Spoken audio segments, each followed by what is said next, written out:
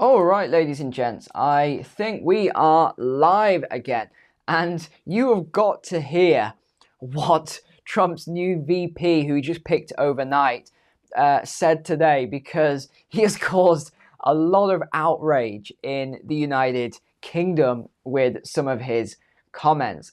So let's jump straight over to the shared screen here, and let's pick this story up then.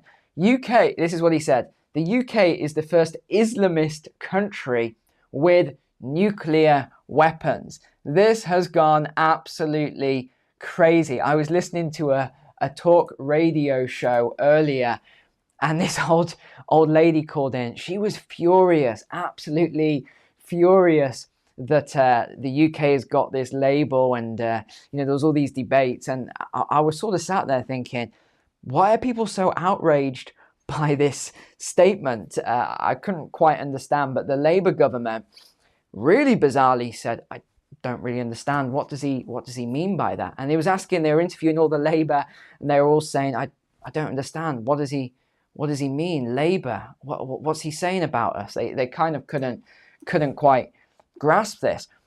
So Trump's newly appointed running mate, who he just chose yesterday, has described the UK as an Islamist country with nuclear weapons. Vance said the assertion resulted from a conversation with a friend where they were debating what country would be the first truly Islamist country to get a nuclear weapon. I mean, this is bizarre. The first thing that comes out is this. It's just a bizarre statement. He said maybe it's Iran, maybe it's Pakistan. Pakistan already kind of counts. And then we finally decided that it's actually the UK since Labour took over. So it's kind of a dig at Labour. And the former Home Secretary, Suella Braverman, also spoke at the same conference, where she described the state of the Tory party as terrible and attributed its defeat at the general election to Nigel Farage's Reform Party. So there's all these stories about it. It goes on and on and on. Everyone is going crazy about these comments. So I'm not going to go too deep into who JD Vance is on this video, because the video will get too long. I really want to get into some other juicy stuff here. But if you want to put something in the comments here, I will be reading. What do you think of the new pick? I've read some of his stances, and they are pretty strong. I wonder if you agree with some of this or disagree with it. And I did read a little bit of his story. It's quite interesting. We won't go into it all. Former US Marine, wrote a book, turned it into a Netflix movie. He's only been a senator for 2 years. He went from Trump's fiercest critic to now becoming his VP. So there we go. Now, I thought this was really interesting about the US. Then we're going to go on to the UK actually here. This was a survey just conducted throughout a number of G7 countries or partner countries of the United States. And they asked the respondents, is the US still a shining example of democracy? The yellow is where they said it used to be a good example, but it hasn't been in recent years. And the red is where they said it's never been a good example of democracy.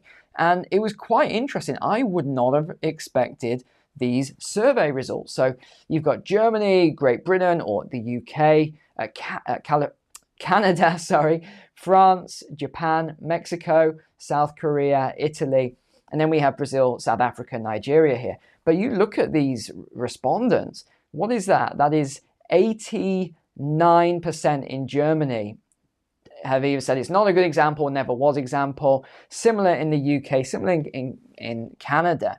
So this is really the shift that we are seeing at the moment. We're kind of seeing this massive shift now in viewpoints. And actually, I forgot to mention this. One person on the talk radio was saying about the US, and they were saying about how now that Vance is in, it's going to go really hard right. You've got Trump, you've got this person. He shouldn't be saying things like that about us in the UK. We're not a Islamist country. There's hardly any they're saying all this weird stuff. I'm like, okay, this is getting a bit strange on this talk show here. But then CNN and some of the other networks were picking up, and they were saying And I wish there was a clip that I could grab you. I tried to find one, but it's not on YouTube yet. And this person was saying that, oh, now the US is going to become like the Handmaid's Tale in real life. I was like, come on, give me a break. The Handmaid's Tale, have you read that book? Or I think it's a TV show now. That is like extreme example. But of course, what else are these news networks going to say? Anyone that's picked, they're going to say that, aren't they? So I just thought this was really bizarre. And then this was a story that's just come out about Labour and how they're about to crush what's left of the British economy. It's saying this will be the most anti-business government we've experienced in 50 years. This will be the most they're really going to be going after companies and businesses, and the forecasts on this are really severe. And that is why I got some questions this week about the program. Neil, I don't understand. What is the program? Is it a sales and marketing program? Is it a stock trading program? No. It is here. Look at the link below the video here. It's the ultimate course for building a large monthly income. It's not a whatever all these questions keep coming in over email. Sorry, it just makes me laugh, some of the questions. But this is what's out already. You got all of the intro here that's already out, laying the foundation. This is all exercises and actually building everything out, making sure you understand and realize where you are with what's coming and how the job market's going and AI. Government taxation. It goes through all this, and it goes through the different risk levels so you can do assessments of where you are, and you can see into the future using the exercises of where things are going. And then we go into the history of labor exchange. It talks about everything from the psychological mind games that get used on us, all the way through to taxation, how it's a trap. We go through the work structure from ancient human societies, medieval, all the way through to what changed the world with electricity, industrialization. It goes into so much, talks about employees versus self-employed, entrepreneurship, helps you find out whether it's right for you, global distribution of wealth, where the money is, how to target different segments, why it's so hard to get ahead without the information in the program. I mean, it goes on and on and on. The impact of artificial intelligence and AGI, so you know what jobs are going to be taken, so you can restructure your position. I mean, this is crazy. And look, this is just these chapters here, these modules. However, I don't know how many videos that was, but it's a lot. And look how big this is. It isn't even finished yet. I'm still recording the program. So yeah, there's the information. All the link information is in the link in the description. So this was the other thing that came out then. And this kind of links into what I was just saying here. 500,000 workers, this has just come out, caught in the 60% tax trap now in the UK. And you saw that article, and those articles I shared with you last week about this proposal for a 90% tax in the USA for people who earn, I can't remember the exact figure it was now, but it wasn't, outrageous. There would be a number of people that fall into this category, and trying to stagger this up. These proposals now and these tax brackets that they want to bring in, and they want to start doing more inheritance tax in different Western countries. They want to start bringing in all these stealth taxes. There's all these crazy policies that are going to come in.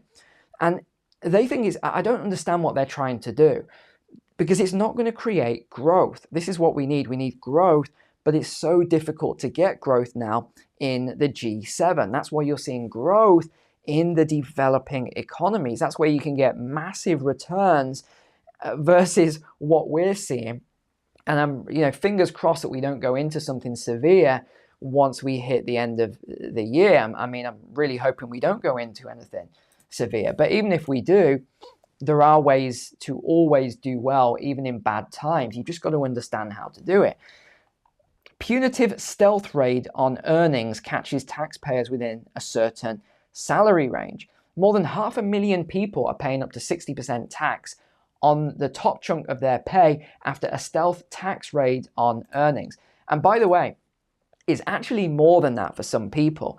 You remember why I said that I Well, one of the reasons why I left the UK was to get a higher standard of living, which I now feel that I've got. I've got an incredible standard of living, extremely safe, no crime, etc., etc., right? But one of the other reasons was because I was paying 72% in tax. That was after I got the income from the business, then it went through national insurance, then I had to pay, there was VAT in the business, there's business rates, there was corporation tax, then I have to pay my own 45% tax on top of the national. It was just ridiculous. It was, the accountant sat me down and said, Neil, you're paying 72% in tax, and I don't know how to solve this problem. That was basically what actually came out of them.